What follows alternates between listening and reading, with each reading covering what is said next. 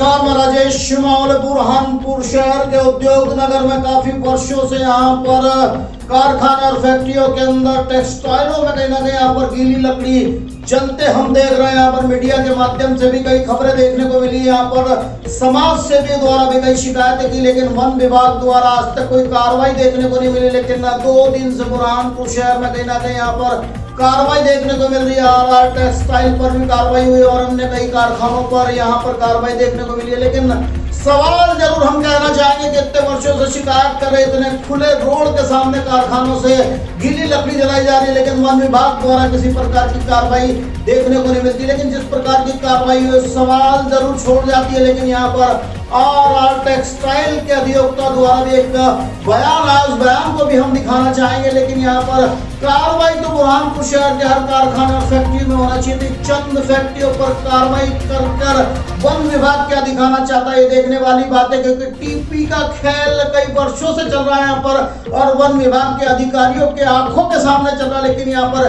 कार्रवाई देखने को नहीं मिली। लेकिन इस कार्रवाई को देखकर कहीं ना कहीं शहर में तो हलचल मची और कार्रवाई पर समझ भी रहे हैं लोग। लेकिन आज हम अधियोक्ता की भी बात आपको सुनाते किस प्रकार के आर टेक्सटाइल के अधियोक्ता द्वारा एक बयान आता है।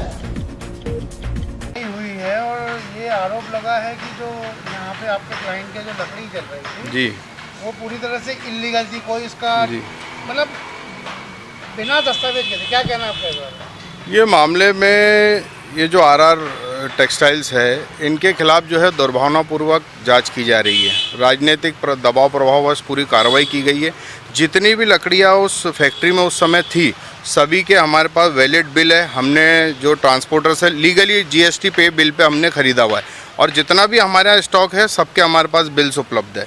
अगर वो किसी भी स्तर की इन्वेस्टिगेट करे, हम सहयोग करने को पूरा तैयार है। किस तरीके की दुर्भावना थी आपको जो क्लाइंट? दुर्भावना इस आशय की है कि जो एक व्यक्ति है जिसका नाम मैं डिस्क्लोज नहीं करूँगा, वो हमारे फैक्ट्री पे आके धमकी देता है मेरे क्लाइंट को कि भाई तुम मुझे 10 लाख रुपए दो, नहीं तो ये तुम्हारी फैक्ट्री अवैध है, मैं इसको बंद करा दूंगा। तो हमने कहा कि साहब हमने आपको किस बात के पैसे दे, तो इसी बात को लेके वहाँ मौके पे भी वो वाद विवाद की स्थिति बनी थी। तो उस समय तो हमने वो मामला वहीं सॉर्ट आउट हो गया था कि भाई ठीक है। अब वो उन्होंने कहा कि अब नहीं मांगूंगा ये वो।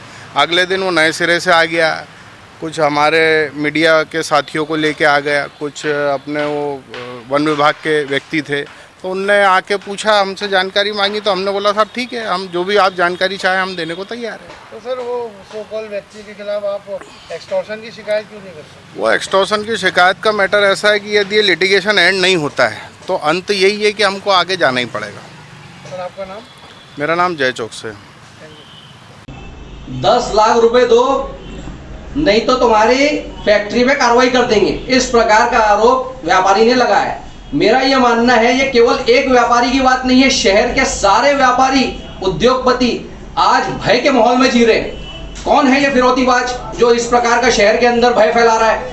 हमने देखा एक फिरौतीबाज को जो जेल में सड़ रहा है उसके घर पे कार्रवाई हुई, सब हुआ। तो ये जो दूसरा फिरौतीबाज है, सुनने में ये भी आ रहा है कि ये पूरा गैंग से फिरौती शहर के अंदर मांग रहे हैं, सारे बिजनेसमैन से, सारे व्यापारियों से, और इनकी जमीनें भी ये खरीद रहे हैं, प्रॉपर्टियां बना रहे हैं। तो इस पर SIT स्पेशल इन्वेस्टिगेशन टीम बनना चाहिए और इसकी जांच पूरी तरीके से पुलिस को करना चाहिए। शहर का माहौल पूरा भयमय, पूरा खराब कर रहे हैं ये गैंग बना के, फिरौतीबाज इस प्रकार शहर में ऑपरेट कर रहे हैं। इसको लेकर आप लोग भी कुछ आगे शिकायत वगैरह करेंगे कुछ कैसा? नहीं, हमारी तो यही मानना है कि आज एक व्यापारी सामने आया निडरता से, बहुत सारे हो सकते हैं ऐसे बहुत सारे व्यापारी हो जो आगे नहीं आ पाए हो डर की वजह से। अब एक आया है सामने, तो इस पे बिल्कुल इनके संज्ञान में लेना चाहिए प्रशासन को और कार्रवाई बिल्कुल सुनिश्चित करनी चाहिए। क्या नाम है? ठाकुर प्रियंक सिंह।